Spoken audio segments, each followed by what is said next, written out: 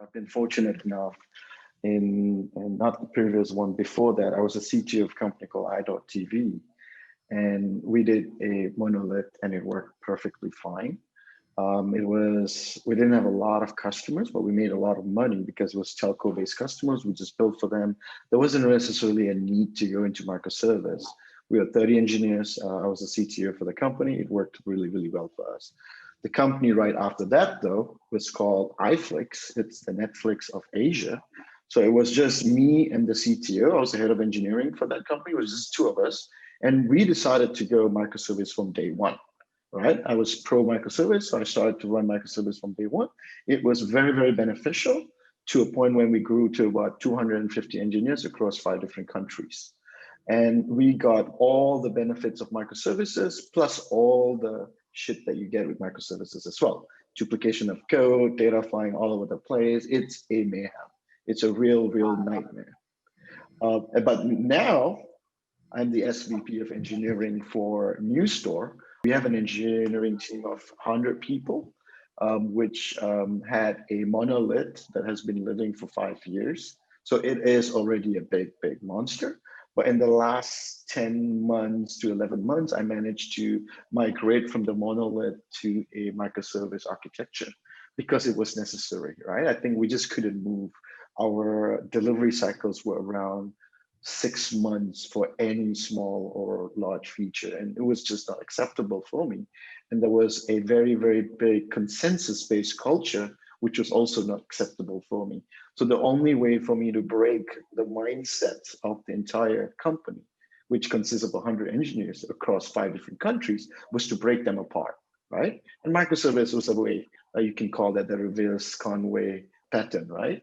So by doing that, I believe we are quite successful. We're today about 200 plus microservices across 10 different teams, sizes of 5 to 7 teams each, some a little bit more, some a little bit less. But now it really goes to productivity metrics and measuring team performance. So once you start scaling and once you have people running a loose autonomously, right? Because that's what we wanted to do with the microservice architecture. We want to give each team control over what they deliver, how they do it. Productivity metrics becomes a thing, right? And I wish I created all of that, but I didn't. So I cannot take credit for it. It is actually summarized really, really well in this book, Accelerate. If you have not touched it already, I highly, highly encourage and recommend to read it. I, in fact, make it a mandatory for all the engineers in my organization to read it, so they understand the importance of it. It is backed by a lot of research and data, so it is very, very data-driven why metrics matters. So it provides metrics to evaluate technology organization. It covered in depth of organization culture. So culture plays a big role as well in metrics. It is obviously great for engineering leaders, and it provides nuggets of knowledge to build high-performing teams. With that, right, there are clearly deficiencies in metrics if you don't use them in the way it was intended to. And here are a couple of key points on what these deficiencies are, right? It becomes a problem if you focus just on the output instead of the outcome, right? And oftentimes we use metrics to focus on individual performance rather than the company ones. And metrics on its own, right, is not really valuable in software development unless you pair it with a business goal. And we want to actually emphasize more or use these metrics to improve business value, right? So what I've done is I've highlighted some of the metrics that I personally use in Newstore today, and there's 6 of them, right? The first one is lead time. It is how long it takes for us to go from an idea to a delivered software, right? So if we want to be more responsive to our customers, we need to reduce our lead time. And typically by simplifying decision-making and reducing wait time, lead time includes cycle time. So as you have microservice teams, you want to measure lead time of each of this team, how quickly they provide value to the end user. Completely technology agnostic, doesn't matter how they do it, but they provide value. Then you want to go into the cycle time. So the cycle time is the amount of time spent working on a feature, issue, bug, or anything, tech deck, etc. And cycle time is the time it takes for an issue to cycle from a state to another state, and usually from an open state to a finished state. So from the point of when you commit your code to the point when the code goes into production, for example. So unlike lead time, the cycle time only includes the time when the issue is actually being worked on. So if you don't work on it, it doesn't have any time in there. So shorter cycle time means optimized process, fast time to market. Longer cycle time means there is a waste or inefficiencies in process and delay to customers. Then you have the deployment frequency. How often a change to our customer software system is delivered into production. It tells us how often we deliver value to a customer or getting feedback from them. So high performing teams usually have a deployment frequency of multiple times a day, and high deployment frequency means we are delivering value to customer and stakeholders more quickly. So if you see, all of them have one thing in common, right? It's how quickly we provide value to the customer. So that's why metrics are important in this sense. I just drew this up to give you an illustration of what that means, right? Like, this is just an example. It's not a prescription. It's not how the book describes it, but how we do it in Newstore. So you have items in your backlog, and these items are usually meeting some level of definition of ready, right? 80% rule. And once it's in there, when it gets into a particular sprint or iteration, it's the time sticks, right? That's what we call the reaction time. And then from in progress to deploy it into production is your cycle time. And then sometimes you can wait in PR and verification to look at the review cycle time. So this becomes crucial when you're looking at where the bottlenecks, what are the issues the team facing, and how you can optimize them. The next two metrics that I use is team velocity. As you all may know, it's the number of units of software, story points, t-shirt size, whatever it may be, a team typically completes in a sprint. So just to highlight here, this number should only be used to end sprints or iterations. I've experienced in my past where the velocity is literally used as a measurement of speed, which I think is counterproductive. And it necessarily does not mean we go fast, right? Like today they're at 50 points and then next month they're at 100 points. Does not necessarily mean the team is going faster. And then you've got throughput, right? So amount of work that is completed in a given sprint. Most often the unit is a measurement of throughput of tickets, features, tech debt, bugs, or chores, or tasks, whatever it is. So by measuring throughput, we're looking for alignment with our goals. So if we focus on squashing bugs, then you should see a high number of bugs, right? So how we use it is measuring the number of support tickets that get into a team. So we can then have a goal that we want to reduce the number of support tickets, which may temporarily increase the number of tech rework or tech debt. But then to measure the success of that, you would see the support tickets reduced over time. And then the last sixth metric here is open, close rate, or MTTR, mean time to restore. Given software failures are expected, right? I mean, some companies may want to choose zero downtime. I'm not a big believer of zero downtime. I think it is fair to have systems that go down, but focusing a lot more on how quickly a system recovers from a failure. So it encourages the team to introduce self-healing concepts and really focus on how quickly they can react to an incident, right? So by tracking how long it takes for a team to recover from failure, we can also ensure team collaborations. Transparency, product architecture, technical debt, and more are in balance. So a lot of issues can be fixed when you start measuring how quickly you bring things up. The longer it takes to bring up, you would surface smell in your code, right? That's just shit all over the place. So you need to make effort to improve that numbers. So that's pretty much the end. Just to give you a lot more context on why this is crucial, why it was important for me in Newstore.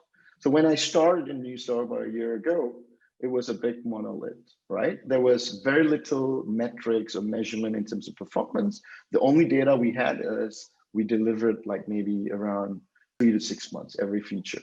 So it was hard to convince 100 engineers to break apart, do things in a better way, because it's a consensus-based culture. So by having metrics, it becomes data-driven, right? So first of all, you need to decide what are the different contexts. And as I mentioned earlier on, what Newstore does is we provide omni-channel platform as a service to store brands so they can run and operate the entire business on iPhones. And that includes customer and clienteling features, mobile POS, catalog and inventory management, order management, all the way to fulfillment. So with that in mind, you could nicely subcategorize different teams into business contexts. Although they may be a big monorepo, you subcategorize them, and then you can encourage them to rip themselves off of the monorepo, following a little bit of the, what do you call it, strangler fig pattern, right? You don't completely get away from it, but you kind of duplicate. So one of the things that often happens is duplication of code, duplication of functionality. A lot of duplication happens, but there are patterns to avoid that and optimize that at some point. I can start with a question maybe. So about the lead time. So what I experienced is that people create, let's say, some ideas, right, in the whatever the tracking tool is, right, and that's the source of the measurement. And that idea is subject to the user research, and you know speak with the user how they perceive the ideas. Some ideas win and some don't. Sometimes it takes some more time for those ideas to take to the users and revalidate and so on. And that actually affects your lead time overall. Because if we optimize it, let's say artificially, and say, okay, don't create any ideas, otherwise our lead time is getting bad, and killing the ideation process, right? That's how do you see it? Very, very, very good point. So the metrics, right? You can't necessarily take them in isolation. It has to be all of them to bring the best, most value. So in Newstore, the way we do it is we start the timer for lead time when the definition of ready is met.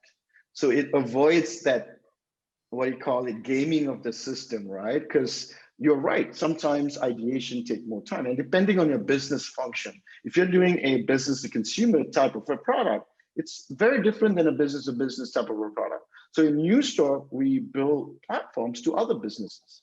The customer is not necessarily available to have a short cycle for us, right? So usually there are fixed dates when we need to deploy, but we are breaking that. It's not impossible, we are able to do that. So to answer your question, you're right. So that's why we do it from the definition of ready, which means it's 80% quite defined, and the teams can then go and execute them, right? So I started in the order of cycle time first and then lead time. So I did cycle time first, throughput next, velocity next, MTTR, and then finally lead time. Because cycle time is the easiest ones to measure, and it's very easy to game it too, right? Because when in the very beginning, we had cycle time of, let's say, 20 days. And I tell the guys like, hey, make it shorter. And then the definition was from the time you commit to when it goes to production. Oh, if that's the case, I will just commit every line of code to production. I said, awesome, just do that. It's a good incentive to game it. I do want the guys to game it, because when you commit every line of code to production, you're doing very nice production-based commitments iteratively. It gives you a lot of the benefits by doing that. But just in isolation, it may not have the right value to the business. You're just going fast, but are you going in the right direction? So that's when the lead time comes into play. One other question, why don't you treat velocity as speed? I mean, of course, comparing team with anything else by its velocity is absolutely senseless. But comparing team with itself by velocity, why doesn't you treat this as a good solution? So I didn't find a lot of value in that, and it actually incentivizes a team in the wrong way. I look at the velocity more of the capacity. It's a planning tool. So based on the number, I use it for the team to plan how much work they can do in the next sprints. So it's more of a capacity rather than the speed, right? Because when I make it sound like something you do for speed, psychologically, the teams start to focus too much on the number. Let's make it bigger, right? And that's not what I necessarily want. I want them to use the number to plan the following sprints so we can have better predictability for the deliverables. Well, generally, like any public metric can be and probably will be gamed. I mean, you're right. I don't see any flaw in using it as a mechanism for speed within a single team. You can always do that, yes. But it's something that we just did not choose because I didn't want it to. I mean, the team can still decide that, right? So the way I operate, we have 10 teams. They can use that metric however they want. The key is they have the metrics and then they follow the guidelines which are prepared. I mean, just had to add some more to this. I mean, you were asking applying velocity across teams or within a team? Within a single team, of course, only. Okay, because sorry, yeah, sorry. across teams, it's like absolutely. It's pointless. Yeah, It's yeah, absolutely- exactly. And even within a team, right? If the team is changing quite a bit, then velocity. I mean, there are lots of other factors which govern velocity as well. So it can be difficult. I mean, it's a useful metric, but not always it will give you the right result. I mean, you use it as yesterday's weather to plan the next month, so to say, or next day. It takes a long time for it to stabilize as well. You need at least 20 sprints of the same team to really make a good value out of it. So I use it more so around planning, right? And then use the other metrics to measure like speed. It's not like, I hate the word speed because going fast doesn't really mean anything, right? You want to go in the right direction. Hizam, I had a question for you. Maybe it was more of coming from a personal experience where let's say you're on more of a support kind of a project, right? Not a green field, but a brown field where you're really supporting things, and lots of bugs and issues are popping up.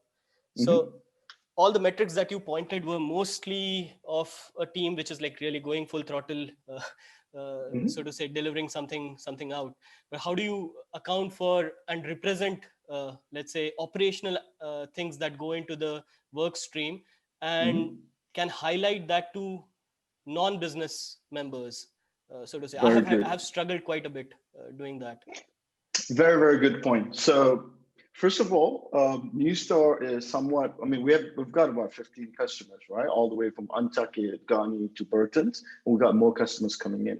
So most of the projects are kind of brownfield work, with a few which are quite innovative and we're changing. So the first thing that I introduced is the concept of a stream-aligned team versus the concept of a platform team. So a stream-aligned team constantly provide value to a customer in a way that it's streaming, whereas a platform team is providing value to other stream-aligned teams, right? So these metrics can be used for all of it. As you pointed out, they're very, very engineering centric. I usually only expose throughput and cycle time or lead time for that, from an executive point of view. Okay. So for the executive meetings, I don't bring in all the other metrics. Like velocity is a useless discussion in business level metrics because they'll get confused, they'll try to aggregate it and all of that. So throughput becomes very, very useful from an investment perspective, because usually I have 4 different types of work, right? Let's say one is very feature specific work, another one is maybe refactoring a little bit of tech debt, and then the other one is, let's say, support related work, and then the final one, let's say, under the radar other work. Because we want to allow under the radar other work, but just want to control what the percentage of it. So going back to your question, let's say it is something that is in operations. And I'll give you a real example. We had some teams which had support tickets, which take 60% of their time. And you can very clearly see in this throughput, they're working 60% of the time on the support stuff. So in order to reduce that, I would need to allocate more time for refactoring so that in the beginning, tech work becomes higher, maybe your support work stays the same or reduces a little bit, but over time it should just reduce gradually so that it does not come back. So it just gives a very nice overview on how you want to spend engineering time on. Fair. I mean, it's quite difficult to sort of convince the business folks typically to invest in something which appears to be not really adding value to revenue directly. Absolutely. So this was a very, very powerful tool that I use because we were going crazy on support. It is very, very demoralizing for the engineers because they just don't get enough time to fix the underlying issue and they're constantly firefighting. So in order to buy time for that, you need some metrics to show to the business. And having this metrics, I could clearly show, hey guys, we are spending about 60 to 70% of our engineering time. Imagine 100 people spending 60 to 70% of the time fixing support tickets. We need to move out of this business. It's not going to be a scalable business. So we need to take a pause for a quarter rather than adding more functionalities or features. Let's slow down on that, increase on the tech debt, and let's see if your support tickets reduces or not. And with the microservice architecture, you can have focus on individual team rather than applying it across everybody. It's just actually maybe a suggestion. So one thing that we've been doing is actually having budget on our SLAs. So it means that if we meet our SLAs for a period of time, we have a budget that we can spend on new features. If not, it means I have to work until we meet our SLAs. Yeah, I mean, for us, it's we're an enterprise provider. Our SLAs are tied to financial fines. If we don't meet SLAs, we actually get fined by the customers, right? So we need to provide them back money. So what we do is we very, very strictly try not to not meet the SLAs. So we like to categorize them as SEF 1 and SEF 2. But the key is the team should feel the pain so that they themselves become incentivized to reduce the number of support, right? So rather than being it top down, I also introduce a little bit of a bottom up. So do not filter supports between engineering and where it comes from. Let it hit the team as hard as possible. So if the team is struggling, let's say 60% of the time doing support, they themselves need to make the decision, how can they reduce that? They need to fight for it, right? So that's when it becomes, so the way I've structured the team, right? It's also to promote the microservice architecture where each team, I call them the product team, which consists of a product manager and an engineering team. When they have a high level of support, they themselves will then escalate it as a candidate for something that we want to invest in Q3. So then it goes all the way up to the product council, which I am part of, the CPO is part of, the CTO, the CEO is part of. And we can see, right, where do we want to optimize? And we kind of do a vote, right? Because oftentimes everything is super important. The most difficult part at the executive level is brutally deciding what not to do. So then we raise the question, do we want to live with this level of support issues? Do we want to live with productivity that's low? If we want to increase that, we need to give something away. Do we want to slow down in expansion globally? Do we want to slow down in coming up with more features? These are very, very difficult questions, right? But without metrics, it becomes a meaningless discussion because it's going to be very emotionally driven. It's going to be a ego fight, right? And oftentimes the CEO wins. But with data, I can win sometime too. Thanks for sharing the metrics, Hizam. Great talk. I'm a big fan of engineering efficiency, productivity metrics. So awesome there. I just wanted to check in on some of the tools that you use because, for example, the ones that you mentioned, like the throughput, velocity, cycle time, they come out of the box with Jira, with the Agile metrics. So other folks, if you have not used, talk to your Agile coach champion in your organization. It's awesome metrics. We use them day in, day out. But with the metrics like lead time, MTTR, this becomes a little bit tricky. So it would be very interesting to see how you track them and report. In my past, we've used Jira, obviously, like as you mentioned, Gopi, there's a lot of out-of-box Jira metrics that come along. I've also used Screenful. That's another tool that is useful. It just hooks up to Jira and start measuring it. And then recently, we've also used Nave, which has a very, very nice plugin with Jira. For MTTR, it needs to be hooked up to your system. So we use Prometheus and Grafana for that. For tracing, we've got Lightstep. I've used New Relics. I've so many different tools. So there's a zillion tools out there. It's just how much money you have and how much you want to spend.